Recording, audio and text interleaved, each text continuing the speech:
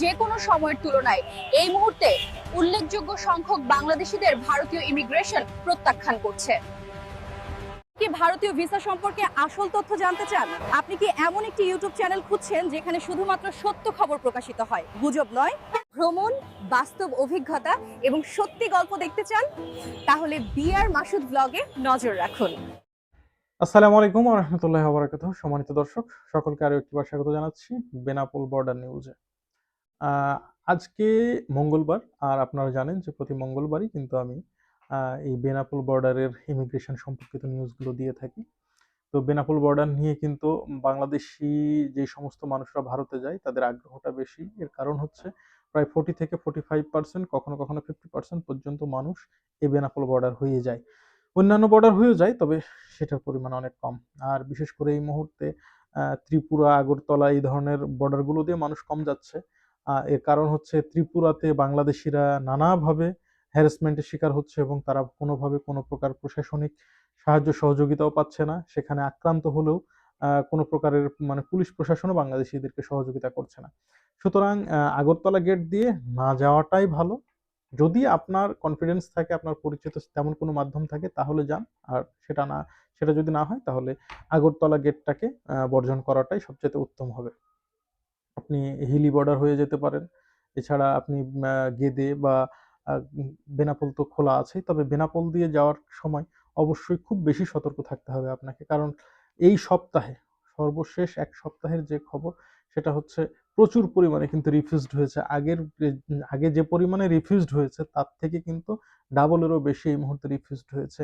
সবচেয়ে বড় সমস্যা হচ্ছে যে একটা মানুষ ভারতের ভিসার স্লট পেতে অনেক কাঠখড় পোড়াতে হচ্ছে। একটা স্লট পেতে দেখা যাচ্ছে আনলিমিটেড টাকা তাকে খরচ করতে হচ্ছে। তারপরে সেই স্লটটা পাওয়ার পরেও দেখা যাচ্ছে যে কোনো একটা কারণে সেই স্লটটা মানে বাতিল হয়ে যাচ্ছে, অর্থাৎ তার ভিসা আবেদনটা বাতিল হয়ে যাচ্ছে।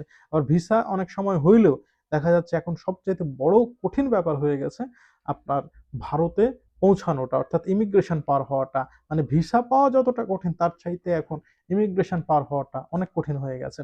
আর এর জন্য অবশ্য ভারতীয় প্রশাসনকে দায়ী করার চাইতে আমি মনে করি যে আমাদের নিজেরাই মানে বেশি দায়ী আমরা। এর কারণ আমি এর আগেও বলেছি, এখনো বলছি, যে আমাদের মধ্যে যে একটা মানে প্যাশন কাজ করছে যে এনি হাউ ইন্ডিয়া যেতেই হবে, ইন্ডিয়া বেড়াতেই হবে, ইন্ডিয়া না বেড়াইতে পারলে বোধহয় জীবনে আর কিছু হবে না। বেশ কিছু মানুষ আছে যারা এই কারণে শুধুমাত্র প্রতারণা করে মেডিকেল ভিসা নিচ্ছে। আর এই মেডিকেল ভিসাগুলো নিয়ে তারা ক্ষতি করছে কার জানেন? তারা ক্ষতি করছে সেই সমস্ত মানুষদের যাদের সত্যিকারের মেডিকেল ভিসা দরকার ছিল। এই সমস্ত মানুষগুলোর ক্ষতি হচ্ছে। আমার চোখের সামনে দেখা অনেক মানুষই এখন আর এই দুনিয়াতে নাই, শুধুমাত্র মেডিকেল ভিসা পায়নি বলে। আবার অনেক ব্যক্তি আছে শুধুমাত্র হানিমুন করার জন্য এই মেডিকেল ভিসা নিয়ে যাচ্ছিল, তারা ইমিগ্রেশনে ধরা পড়েছে, ইমিগ্রেশনে একদম রীতিমতো চুনকালি করে তাদেরকে বিদায় করে দেওয়া হয়েছে। তো এই সমস্ত কাজ করে কিন্তু আসলে আমরা আমাদের দেশের ভাবমূর্তিটাকে আরো ডুবিয়ে দিচ্ছি। আপনার যদি ট্যুর করার এত ইচ্ছা থাকে, তাহলে আপনি যে পরিমাণে টাকা খরচ করে এখন আপনি স্লট নিচ্ছেন, ওই পরিমাণে টাকা খরচ করে আর কিছু টাকা ধরিয়ে দিলে হয়তো আপনি ভুটান বা নেপাল থেকে ঘুরে আসতে পারবেন, মালদ্বীপ, শ্রীলঙ্কা এই সমস্ত জায়গাগুলো থেকে ঘুরে আসতে পারবেন। এই সমস্ত জায়গায় ঘুরেন। এই মুহূর্তে বেনাপোল বর্ডারে যে কয়টা প্রবলেম হচ্ছে, তার মধ্যে এক নাম্বার হচ্ছে আপনার ফিজিক্যাল ফিটনেস যদি একদম ওয়েল দেখায়, আপনাকে যদি রোগী মনে না হয়, তাহলে আপনাকে ব্যাক আসতে হবে। এইটা হচ্ছে সবচেয়ে বড় কথা। গেল সপ্তাহে অন্তত 12 জনের পাসপোর্ট আমি পেয়েছি, মানে তারা আমাকে পাঠিয়েছে, যাদের পাসপোর্ট গুলোতে আসলে সত্যি তারা ছিল মেডিকেলের রুগী, কিন্তু তারা মানে বিভিন্ন কারণে রুগী হওয়ার পরেও তাদেরকে সন্দেহ করা হয়েছে এরা হয়তো রুগী না। মানে ইন্ডিয়ান ইমিগ্রেশন চাচ্ছেটা কি? চাচ্ছে হচ্ছে যে একেবারে নেতিয়ে পড়েছে, একেবারে ইমার্জেন্সি, একেবারে মরা অবস্থায়, এই অবস্থায় সে যাবে। আবার অনেককে ব্যাক পাঠানো হয়েছে, যে দেখা গেছে যে এর আগে মেডিকেল ভিসায় গিয়েছে, সে এখন মোটামুটি সুস্থ, সেকেন্ড টাইম সে যাচ্ছিল ঔষধ কেনার জন্য, এই ব্যক্তিটাকে ঢুকতে দেওয়া হয়নি, প্রবেশ করতে দেওয়া হয়নি। এই ব্যক্তিটা পরবর্তীতে আমাকে ফোন করে বলছে যে মাসুদ ভাই দেখেন তো কি করা যেতে পারে। তোর ভিসাটা ছিল মানে 2বার এন্ট্রি, কি করা যায়? আর তো করার কিছু নাই, আবার নতুন করে ভিসার আবেদন করতে পারে। তার ভাগ্যটা ভালো যে তাকে মানে কোনো প্রকার অ্যাপ্লাইড সিল মারে, অ্যাপ্লাইড সিল মারলে তো তার অবস্থা আরো খারাপ হয়ে যেত। তো এই সব কাজগুলো এখন মানে কি বলবো, ইনিশিয়ালি যদি তারা ইন্টেনশনালি করে, তাহলে আমার আর বলার কিছু নাই। কিন্তু যদি ইন্টেনশনালি না করে তাহলে এটা আরো একটু জাজমেন্টেবল হওয়া উচিত। তা না হলে কিন্তু মানুষজন বিপদে পড়ছে। এছাড়াও দেখা যাচ্ছে যে মানুষজন সকাল সকাল যখন আসছে, আসার পরে বেশ কিছু প্রতারক মানে বসে থাকতেছে বেনাপোল বর্ডারে। বিশেষ করে যখন প্রতিদিন কয়েক হাজার মানুষ যেত, ৫,০০০ ১০,০০০ মানুষ যেত, তখন তাদের পেটে হয়তো ভাত হতো। আর এখন যেহেতু পেটে ভাত হচ্ছে না, এখন যাচ্ছে সাকুল্যে ৭০০ ৮০০ মানুষ, হাজার খানিক মানুষ। এখন এদেরকেই হচ্ছে তারা মুরগি বানানোর চেষ্টা করছে, এদেরকে ভিকটিম বানানোর চেষ্টা করছে। এবং এমনও ঘটনা ঘটতেছে যে মানে জোরপূর্বক তাদের কাছ থেকে টাকা নেবে এরকম যে, ভাই আপনার কয়টা পাসপোর্ট আছে, আমি পার করে দেব, ঠিক আছে আমাকে ২,০০০ টাকা দেন, ১,০০০ টাকা দেন, সর্বশেষ ৫০০ টাকা দেন। না হলেও মনে করেন যে কোনোভাবে পাসপোর্টটা হাতে নিয়ে বলছে যে না আমাকে টাকা দিতেই হবে, আপনার জন্য এই করেছি সেই করেছি। আর অনেকে মানে মনে করছে যে হয়তোবা অনেক সময় লাগবে, ঠিক আছে এই পাসপোর্টের জন্য একে ২,০০০ টাকা দেওয়াই যেতে পারে, তাহলে যদি আমি খুব দ্রুত আমি এই জায়গাটা পার হয়ে যেতাম। কিন্তু বাস্তবেই কি হয়? বাস্তবে কিন্তু এ ধরনের কোনো সুযোগই হয় না। কারণ যারা ১ম বার বিশেষ করে ভারত যাচ্ছে, তারা এই ধরনের ঠকের পাল্লায় কি বলবো এভেইলেবল পড়ে। আপনার কাগজপত্র যদি সব ঠিকঠাক থাকে, কারো বাবার দিন নাই যে আপনাকে আটকাবে বা আপনাকে এক ধাপ আগায় দিবে। কোনো দালালের বাবার দিন নাই। ভিতরে কোনো দালালের কোনো কাজই চলে না। শুধু তাই নয়, আপনার এরকম ঘটনা ঘটেছে যে একজন নতুন মানুষ ভারতে যাচ্ছে বেনাপোল বর্ডার দিয়ে।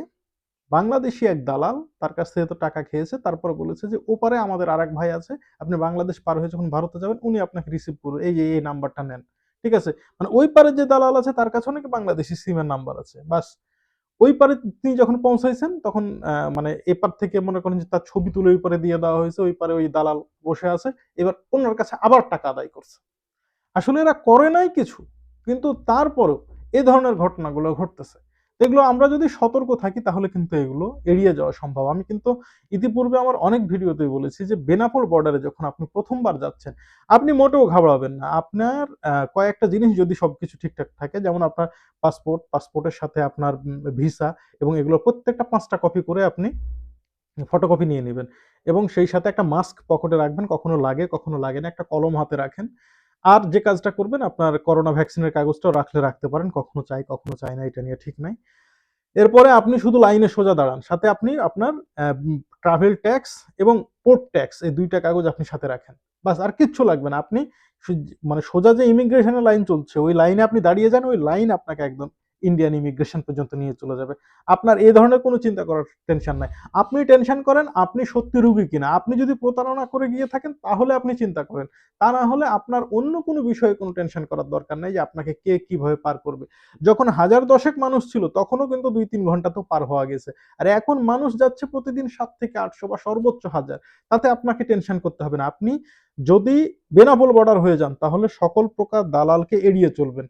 আর সবচাইতে বড় কথা, ট্রেন থেকে নামার পরেও কিন্তু অনেক মানুষ বিপদে পড়ে। কারণ ট্রেন থেকে কিন্তু বেনাপোল বর্ডার অনেক দূরে।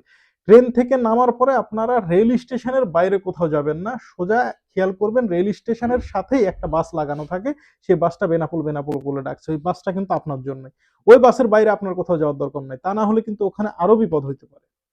তো সব মিলিয়ে এটাই ছিল এই সপ্তাহের তামামি, যেটা আপনাদেরকে বললাম। এবং এই সপ্তাহে মানুষ যাতায়াতের পরিমাণ আগের থেকে আরো কমেছে। প্রায় ১৪০০ থেকে ১৫০০ ছিল এভারেজ। যেটা কিনা আরো ২ সপ্তাহ আগে প্রায় ২২০০-২৩০০ এরকম পর্যায়ে ছিল। আমার মনে হয় এটা পরবর্তীতে আরো কমে যেতে পারে বা কমার সম্ভাবনাটাই সবচাইতে বেশি। তো সকলে ভালো থাকবেন। আসসালামু আলাইকুম ওয়া রাহমাতুল্লাহ।